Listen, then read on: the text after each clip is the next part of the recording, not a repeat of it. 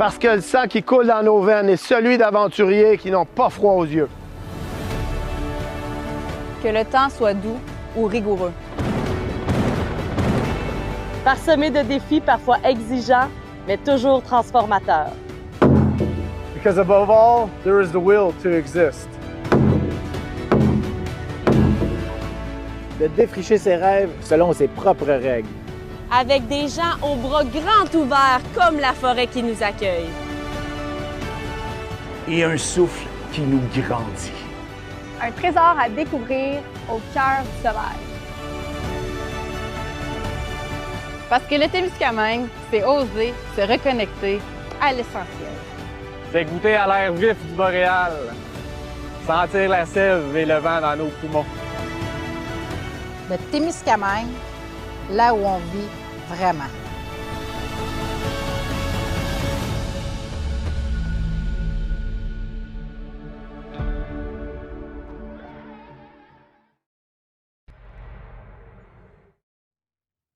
Mesdames et messieurs, bonjour. Bienvenue dans ce magnifique parc du Centenaire de Ville-Marie, situé aux abords du majestueux lac Témiscamingue.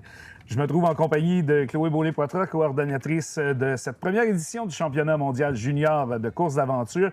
On est là aujourd'hui pour effectuer quelques petits tests pour vous donner un avant-goût de ce que vous pourrez suivre en direct sur YouTube et Facebook au cours de la fin de semaine du premier championnat mondial junior qui se tient, on vous le rappelle, du 23 au 26 juillet prochain. Ça s'en vient à grands pas. On est dans le sprint finale. On va vous expliquer dans les prochaines minutes comment se déroulera cette diffusion live. Et justement, je parlais de sprint final. Chloé, qu'est-ce qui se prépare actuellement? À quoi on peut s'attendre dans les prochains jours? Bien, d'abord, le sprint final, là, c'est vraiment du fignolage de listes, de communication, de recherche. Bon, ça, c'est le sprint final. Mais ce qui s'en vient officiellement, c'est vraiment un championnat du monde junior de course d'aventure. C'est le premier dans le monde, pour de vrai. Ce n'est pas un titre aléatoire. C'est la première fois qu'il y a un championnat pour les jeunes de 15 à 25 ans qui se déroule dans le monde. Et on a la série mondiale qui est derrière nous aussi là, pour l'organisation. Et ça va se passer le samedi et dimanche, donc 25 et 26 juillet, principalement dans le parc national d'Opémican, municipalité de Kipawa et Témiscamingue. Et le vendredi, en introduction de ce magnifique événement, c'est ce qu'on appelle le prologue jeunesse ou le raid jeunesse des jardins. Et là, c'est des jeunes d'ici, de 13 à 17 ans, ainsi que le raid 55+, avec des personnes de 55 ans ou plus et des accompagnateurs qui vont se mesurer à une initiation à la course d'aventure. Donc, ici même à Ville-Marie, ça va débuter à Duhamel-Ouest au Fort Témiscamingue. C'est le départ à 13h le vendredi et l'arrivée ici même au Parc du Centenaire de Ville-Marie. Et nous, on sera là, toi et moi, entre autres, pour la diffusion live cette journée-là, ainsi que les autres journées. Il y aura un écran géant d'installer ici même. On va suivre la course en direct, en différé. On va aller voir les faits saillants de la course parce que souvent, on essaie de donner des points d'observation aux gens, mais finalement, la meilleure façon de voir la course, c'est de la faire. Et on n'est pas tous habilités à la faire. Donc, les gens qui veulent voir la course, on vous attend au Parc du Centenaire dès midi pour la diffusion en direct. Le départ qui sera donné à 13h et ensuite de ça, les arrivées autour de 14h, 14h30, il y aura les premiers arrivés au Parc du Centenaire. Donc, on vous le rappelle, pour ceux et celles qui viennent se joindre à nous en direct sur les réseaux sociaux, eh bien, on est en test présentement pour des diffusions qui seront faites en direct au cours du championnat mondial junior, une première édition pour les courses d'aventure. Et on a la chance, le bonheur d'accueillir ça ici au Témiscamingue. Il y a des trucs spéciaux qui auront lieu au cours de la fin de semaine. Là, comme on vous dit, on effectue certains tests. Il se peut qu'il y ait des petits délais, il se peut qu'il y ait des petites hésitations, des petits trucs comme ça. On est en rodage. Et il y a des événements spéciaux qui vont se greffer avec la tenue du championnat mondial junior de course d'aventure. Et j'invite justement immédiatement Guillaume Gonzalez, directeur de communication et vie culturelle pour la ville de Ville-Marie, à venir nous parler, puisqu'il y a un 5 à 7 qui aura lieu à la toute fin de la journée, justement, du prologue jeunesse et de la course 55 ans et plus. Guillaume qui vient nous expliquer un peu qu'est-ce qui attendra le public lors d'un 5 à 7 qui viendra clôturer cette journée. Je vais laisser ma place à Guillaume pour qu'il vous explique ce magnifique concept. Merci, Chloé. Alors, Guillaume, Bonjour, bienvenue parmi nous. Ça va bien, merci? Oui, ça va bien. Ah. Donc, qu'est-ce qui nous attend en 5 à 7 le vendredi 24 juillet? Eh bien, on va proposer un très beau spectacle ici sur la scène du lac. Dans le fond, on a collaboré donc avec le championnat du monde pour coordonner des spectacles de la programmation de la scène du lac et le présenter en même temps donc l'arrivée du raid qui se fait ici donc à la scène du lac. Et donc, on va recevoir le groupe 3 pour 1. Qui est un nouveau groupe d'artistes québécois, dans le fond, qui regroupe l'artiste Thomas Ariel, qui est un témiscabitibien originaire de Palmarol. Il y a aussi Tom Chicoine et Patrick Bourdon. Donc, leur style, c'est plutôt country folk, très québécois. C'est vraiment super intéressant. Puis là, leur nouveau groupe, c'est parce qu'ils sont tous les 3 artistes solo à la base. Ils ont déjà des EP, des albums à leur actif respectivement. Mais là, ils ont décidé de s'associer ensemble pour faire des tournées l'été et proposer leur musique, d'où le nom 3 pour 1. On a 3 artistes pour le prix d'un. Fait que c'est un nouveau groupe. Donc, je trouvais ça super intéressant de faire découvrir de la musique vraiment très teintée musique québécoise à un moment où on va avoir des gens de l'international en plus qui vont être là. Fait que ça va être une belle vitrine pour nos artistes. En plus, il y en a un, c'est un artiste régional. Fait que c'est encore plus symbolique. Donc, ça va être vraiment un très beau spectacle là, ici à la scène du lac. Puis, je dois rappeler qu'exceptionnellement, ce spectacle-là est présenté à 17h habituellement. On a l'habitude que les spectacles soient présentés à 19h, mais là, pour donc coïncider avec l'arrivée des raiders et puis pour continuer un peu le party ici à leur arrivée, le spectacle sera donc à 5h. Donc, c'est ça, formule 5 à 7 ici sur la scène du lac. Bien, Guillaume, on va se diriger dans les prochaines secondes justement pour aller voir un extrait de ce que peut nous réserver ce spectacle 3 pour 1 là. Donc, et on vous rappelle qu'on est en test présentement pour diffusion en direct dans le cadre du championnat mondial de course d'aventure junior, première édition qui aura lieu du 23 au 26 juillet prochain. Et je cède immédiatement le contrôle de l'image à Stéphane Etier d'AT360 qui rend possible cette diffusion en direct sur les réseaux sociaux. La création du raid jeunesse, ça a fait toute une différence.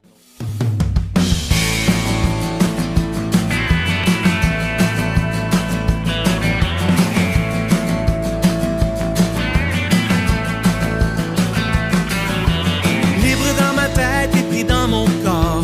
Je vis de l'eau fraîche et d'un peu d'espoir, mais de temps en temps, le but de mon jeu m'échappe. Mais si Bob Dylan est viré électrique, pourquoi je ne pourrais pas me réveiller country par un beau matin d'Abitibi?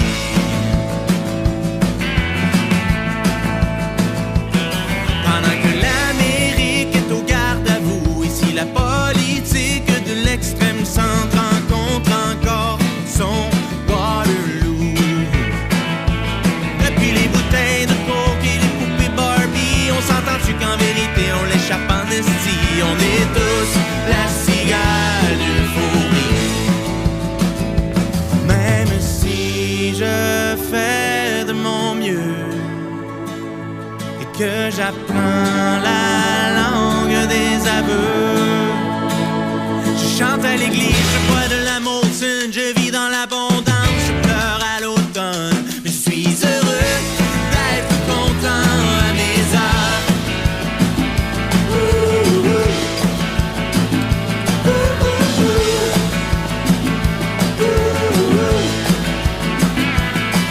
J'ai de l'empathie pour tous les chevaux, ceux de droit de course et même de bataille, mais quand le rodéo de la mort fait ses ravages,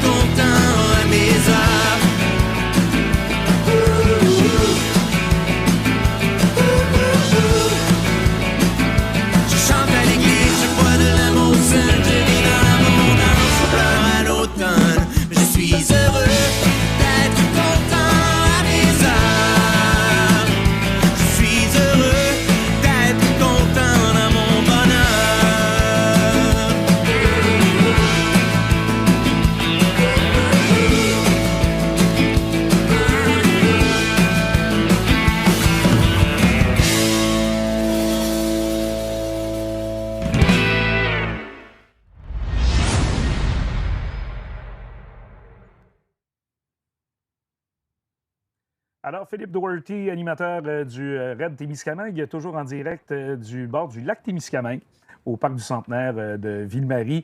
Je me trouve en compagnie actuellement de Chloé Beaulé-Poitras, qui est coordonnatrice du championnat junior mondial, première édition. On dirait qu'on ne trouve pas toujours encore l'ordre dans lequel le dit. On pourrait faire des bloopers de toutes les façons qui ont été dites. C'est le championnat du monde junior de course d'aventure. Adventure Racing Junior World Championship. On va s'habituer. Il nous reste une semaine pour le pratiquer comme il faut. Ben oui, effectivement. Je suis coordonnatrice et j'ai une assistante cette année. Ben oui, Danica Robert qui se joint à nous. Drolette, excusez-moi. Bon, vous voyez, on vous avait dit qu'il y aurait des petites erreurs, des petites hésitations. C'est ça, on vous explique à nouveau ce que l'on fait aujourd'hui. Ce sont des tests pour de la diffusion en direct, puisque cette année, il y aura possibilité de suivre la progression du championnat du monde junior de course d'aventure. Première édition, et c'est une première mondiale. Ça n'a jamais eu lieu avant. C'est ici au Témiscamingue que ça marquera l'histoire.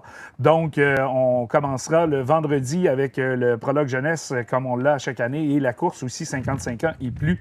On appelait ça le Raid Senior. L'an dernier, on a changé le nom cette année pour que ce soit plus inclusif. Plus cool. Plus cool, oui. Donc, on en parlera justement dans les prochaines secondes. Le samedi et le dimanche, bien là, il y aura vraiment la course en tant que telle avec nos compétiteurs qui, on vous le rappelle, cette année, sont des juniors, donc du 18 ans à 25 ans maximum pour l'âge des participants.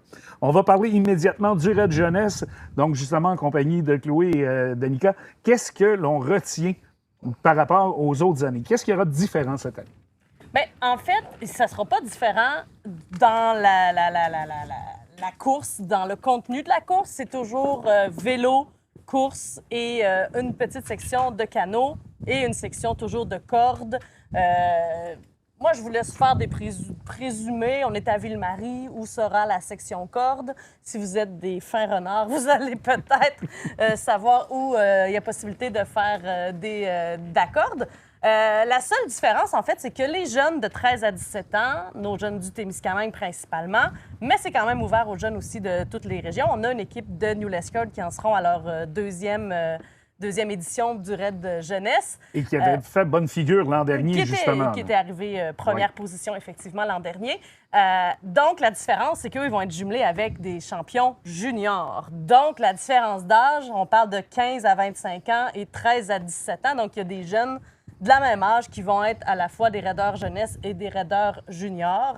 Mais le but de cet événement-là, c'est vraiment l'échange d'expérience. Donc, les jeunes qui, d'ailleurs, dans le monde, ont déjà fait de la course d'aventure, malgré leur jeune âge, vont pouvoir partager leur expérience. Donc, ça va être un beau rassemblement jeunesse pour nos jeunes locaux et pour les jeunes de partout dans le monde. Et en plus de ça, qu'est-ce qu'on aura à se mettre sous la dent, justement? On en a parlé brièvement tantôt. Il y a des événements spéciaux qui auront lieu, entre autres spectacles en 5 à 7, mais il y a aussi d'autres activités qui vont entrer dans le cadre de ce 5 à 7-là. Bien, dans le fond, on a invité... Bien, je vais laisser Danica en parler parce que c'est elle qui a piloté ce petit moment. Bien, en plus de encourager les jeunes sportifs locaux, on a les jeunes qui font faire le voyage à Paris de l'école Rivière-des-15 qui vont tenir une petite cantine à la tourelle du Parc du Centenaire. Fait qu'ils vont offrir salade de macaroni, quinoa, salade de brocoli, hot dog, limonade, plein de beaux rafraîchissements pour la journée. Fait qu'en même temps de passer, venir encourager nos raideurs jeunesse, bien, il y a aussi des jeunes locaux qui font une belle levée de fonds pour un beau projet pour les jeunes. Voilà. Et là, on parle de financement pour les jeunes de l'école Rivière-des-15, mais il y a aussi pour le championnat mondial junior, la course de cette année, on a une campagne de sociofinancement qui est en cours. Où est-ce qu'on en est rendu à ce niveau-là? Oui, la campagne qu'on fait sur la ruche avec le Fonds 1001 pour la jeunesse, c'est vraiment une campagne qui doit être dédiée à des activités par et pour les jeunes. Donc, nous, on s'est dit, le Raid jeunesse, on est à la 4e édition. On est fiers de l'offrir gratuitement à tous ces jeunes locaux depuis toutes ces années et on veut continuer à l'offrir gratuitement. Mais même si c'est offert gratuitement, il y a un coût à la production d'une telle course, que ce soit tout le repérage. Donc, il y a une équipe de repérage qui vient passer 2 semaines ici à penser le parcours. Ensuite, ils reviennent, sont ici présentement en train de repenser le parcours, valider est-ce qu'il y a des choses qui ont changé, des endroits où on ne peut plus passer pour des raisons X, Y, Z. Ils installent les points de contrôle. Ensuite de ça, il y a l'équipe de sécurité, il y a l'équipe d'animation et tout. Donc, c'est une grosse équipe derrière cet événement-là. Et c'est comme ça que nous, on a justifié notre campagne de financement en disant, bien, on veut financer cet événement jeunesse-là avec ce fonds-là. Donc, pour une campagne de 36 000 on aura une contrepartie équivalente de 36 000 du fonds 1001 pour la jeunesse. Et là, on est à... je pense qu'il nous manque 3 000 plus ou moins en ce moment. En fait, on pourrait aller voir sur la ruche ici, parce que ça, c'est un autre test qu'on voulait faire, un partage d'écran. Donc, Philippe qui peut... Ouais, tu peux... Allons-y. Voilà. On arrive. Je connais pas. T'as pas le signal? On n'a pas le signal. Même si... Donc là, ça fait partie du... OK, on branche, on débranche. Hey, ça marche! Donc, vous voyez notre belle page de campagne de financement, Nos jeunes au cœur du RAID 2026. Il y a une petite vidéo que, si vous voulez l'écouter à la maison, vous pouvez cliquer dessus. On est à 34 414 $ sur 36 000. Il nous reste 5 jours à notre campagne. Nous devions atteindre 100 donateurs. Il manque 1 586 $ à ce moment-ci. Si mon Voilà. calcul mental est bon et Voilà. assez rapide, là. Et si vous voulez voir les offres, là, on peut défiler encore. Donc, on explique le projet, comme je l'ai expliqué. Et ensuite, on a des offres. Et là, ces offres-là, il y a les polars qui sont quand même assez populaires. Il y en a déjà 3 de parties sur 5.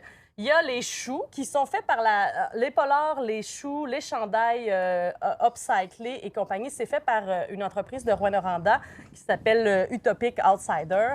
Elle récupère des vêtements et donc nous, on lui a envoyé tous nos restants de T-shirts de toutes les éditions, donc de 2021 à 2025. Et elle a repris tout ça pour en faire des sacs, des polars, des choux, etc. Donc ça, c'est des offres très populaires présentement. Ensuite de ça, on a un beau chandail ici, là, celui à 25 $. C'est un design exclusif fait pour la campagne de financement. Donc, on reprend le... Ouais, malheureusement, on ne peut pas le... Oui, je pensais que ça nous zoomer. donnerait accès à une image plus grande. Non, c'est ça. Là, tu vas l'acheter, c'est le fun. Malheureusement, oui, je vais annuler voilà, ma contribution. Vous pouvez aller sur la plateforme et nous aider à atteindre notre objectif. Comme Philippe vient de le dire, il manque à peine 1 500 $.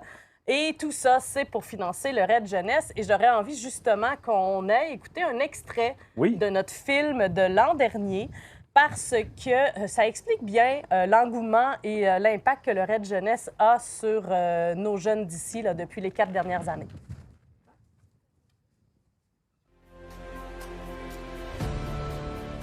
La création du RAID Jeunesse, ça a fait toute une différence. Nos élèves sont motivés, intéressés à participer. Ça donne l'engouement à des jeunes qui n'étaient pas actifs au départ. Les premières années, dans le fond, on parlait déjà des années suivantes. Il va-t-il en avoir un autre? On peut-tu s'inscrire? On a-tu droit de s'inscrire 2 fois? Peux-tu revenir? Il y a un intérêt là, grandissant par rapport au RAID. C'est vraiment agréable de voir nos jeunes plus actifs et développer des saines habitudes de vie.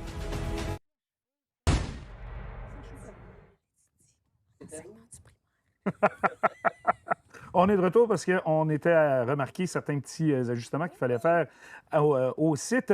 On vient de regarder justement l'extrait du film qui a été réalisé l'an dernier. Vous le savez, à chaque année, l'organisation d'Endurance Aventure réalise un film qui, par la suite, est diffusé à l'international, qui vient reprendre les grands moments, des moments marquants de ce qui s'est vécu. On aura encore la chance cette année de vivre tout ça. Et donc, on vient d'en parler, la campagne de sociofinancement, on a discuté des objectifs et tout ça. Il y a un aspect très intéressant. À chaque année, il y a un des grands moments, un des moments qui est le plus spectaculaire dans le RAID, c'est toujours la tyrolienne.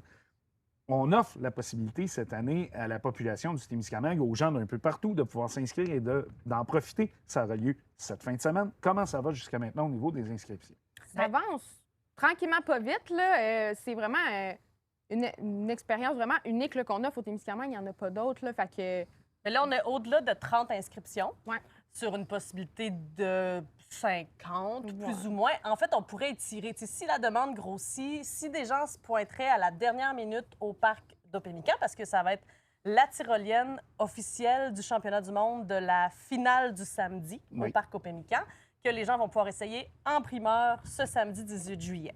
Là, c'est sûr que si tout le monde regarde la météo, ça s'annonce pas si beau samedi. Peut-être que ça sera remis au dimanche. Les acheteurs vont être contactés et tout. Comme c'est une campagne de financement, c'est sûr qu'on espère que les gens ne vont pas vouloir être nécessairement remboursés, mais qu'ils vont accepter peut-être une autre contrepartie en échange. Mais bon, tout le monde est libre, tout le monde est bien libre, évidemment, de cette décision. Mais tout ça pour dire qu'on les attend le samedi entre 11h et 15h pour les descentes en tyrolienne. Toute l'équipe du championnat du monde seront sur place pour les transporter à bon port, c'est-à-dire le lieu de départ de la tyrolienne. On fait une descente. S'il reste du temps, on peut se faire une deuxième descente parce qu'on a prévu justement des plages horaires. C'est des blocs de 30 minutes. Et dans notre 30 minutes, on a une dizaine de personnes là, qui sont invitées à faire la descente. Donc, et Stéphane, si tu veux bien, on pourrait retourner sur l'écran, puisqu'on vous le montre, il y a justement la fameuse descente en tyrolienne, c'est pour les 12 ans et plus. 65 $ taxes incluses pour y participer. Il y a 34 participants jusqu'à maintenant qui sont inscrits. On avait évalué un potentiel de 44 participants. Il en resterait 10 places à combler jusqu'à maintenant. Officiellement. On pourrait en ajouter d'ici samedi. Et juste préciser, dans ce 65 $-là, ça inclut l'accès journalier au Parc national d'Opémican, qui est une valeur de 10 $ plus ou moins. Donc, vous pourrez aussi passer votre journée au Parc national et profiter de toutes les activités et services sur place. Donc, à ne pas manquer, bien sûr. Je pense qu'on avait une petite vidéo là, de tyrolienne qu'on pourrait... On va pour envoyer vous donner ça. un petit avant. Et voilà.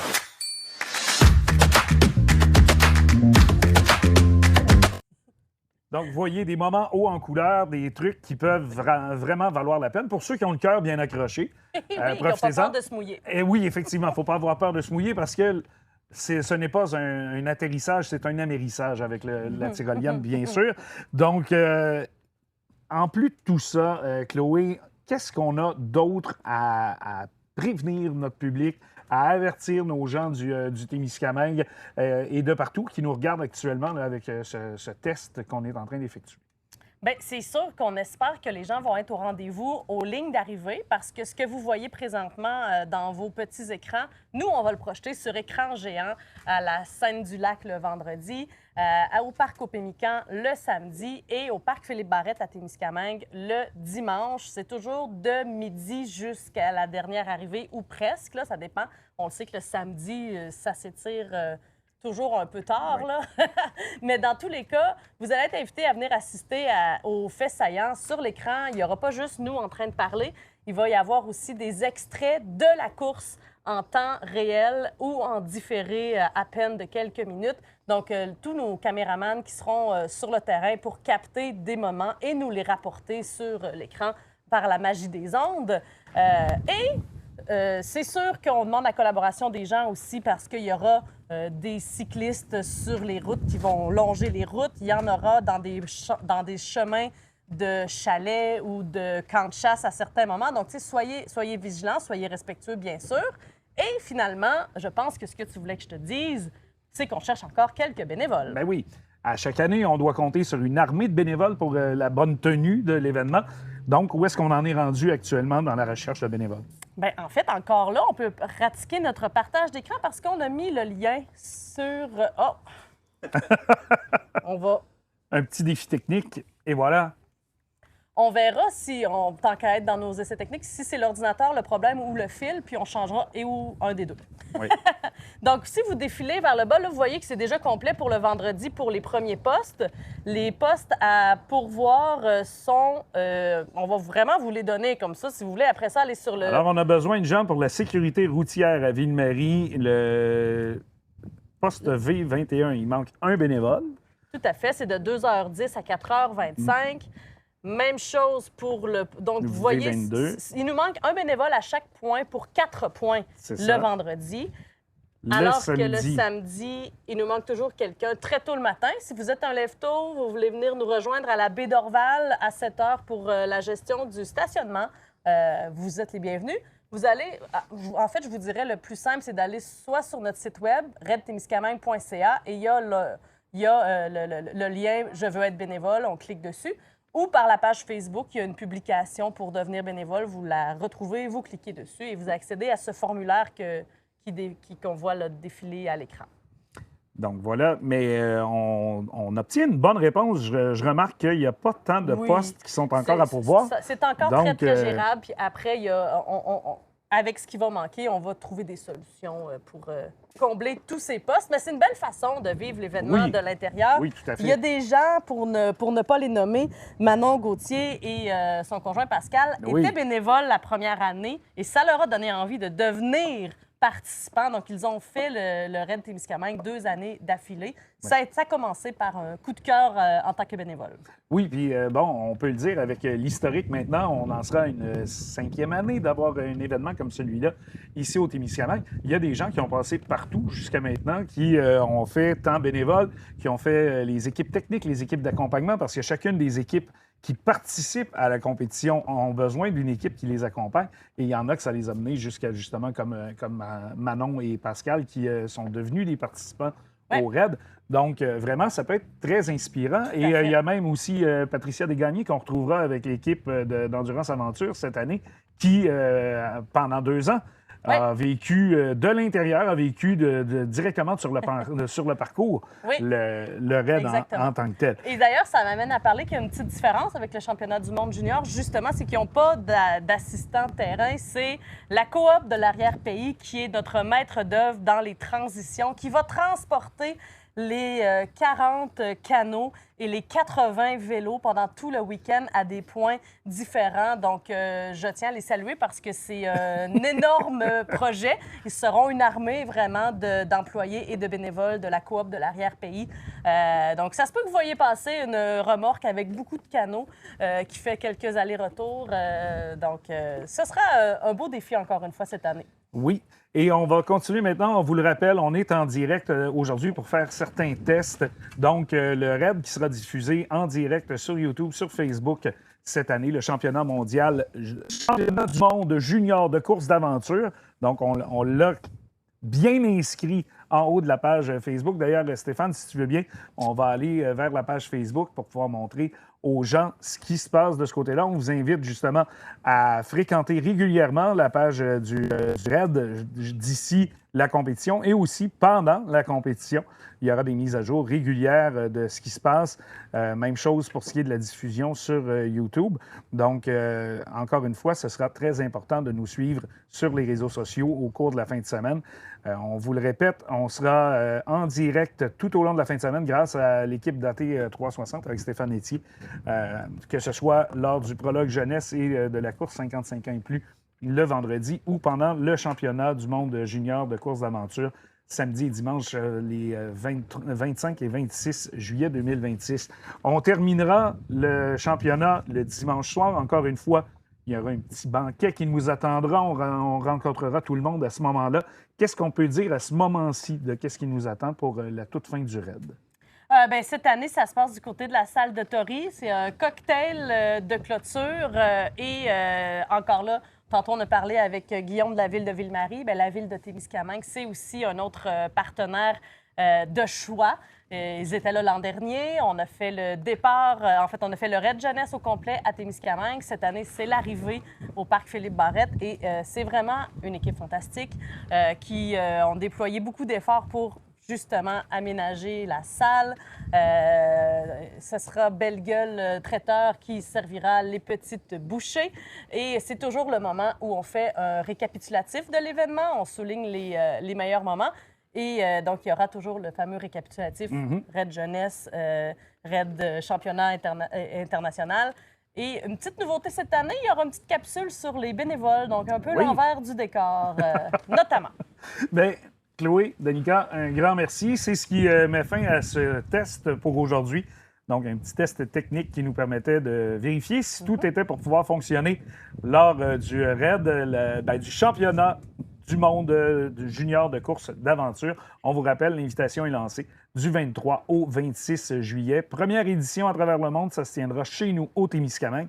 Philippe Doherty, qui était avec vous depuis les dernières minutes pour réaliser ces tests, ces premières tentatives. Et aussi, on tient en toute fin de diffusion à remercier nos partenaires que vous pouvez voir apparaître à l'écran à ce moment-ci. Donc, on vous donne rendez-vous à compter de jeudi prochain, cérémonie d'ouverture, et ensuite prologue jeunesse le vendredi et course 55 ans et plus, et le championnat du monde junior de course d'aventure samedi et dimanche prochain. Le rendez-vous est lancé. Et il y a le fameux tyrolienne ce samedi 18 juillet. Il reste une quinzaine de places, plus ou moins. Donc, on vous attend.